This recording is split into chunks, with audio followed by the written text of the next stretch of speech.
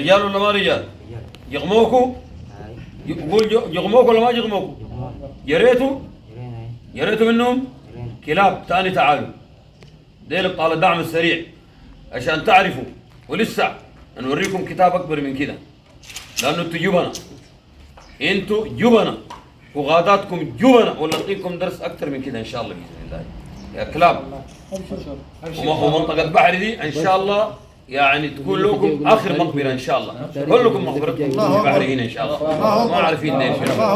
هاي بتاريخ الليله شهر 8 الليله يوم 7 قام ماموريه البطل عوض النقيب عوض وبجنوده الاشاوس لقنوا قوات العدو درس لا ينسوه.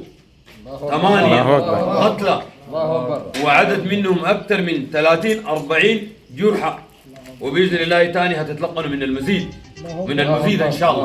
الله أكبر الله أكبر الله أكبر الله أكبر.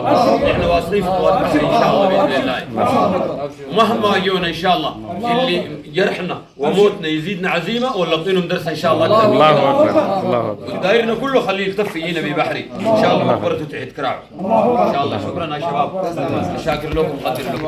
أصحابي أجمعين، الليلة يوم 7/8/2023 يوم الاثنين الموافق الساعة 3:15 تقريبا هجموا علينا جيش الفلول، جيش البرهان، الكباشي، ياسر العطا، جزء من المدورين القوات المسلحة، فلول المؤتمر الوطني، والآن يحاولوا يخرقوا الهدنة أو يحاولوا يهجموا على قوات الدعم السريع. الله أكبر. والآن احنا صديناهم صد بكثافة، ولحد الآن ميتين منهم 7 والمعوقين 13 وأسرة 2 و2 عربية و8 موتر 21 بندق. الله أكبر الله أكبر. جاهزين بإذن الله، جاهزين بإذن الله حنصدهم وقت ما جونا. ونقول للسيد القائد ارفع راسك فوق وارمي قدام واشاوس قوات الدعم السريع وراك. الله أكبر الله أكبر الله أكبر الله أكبر.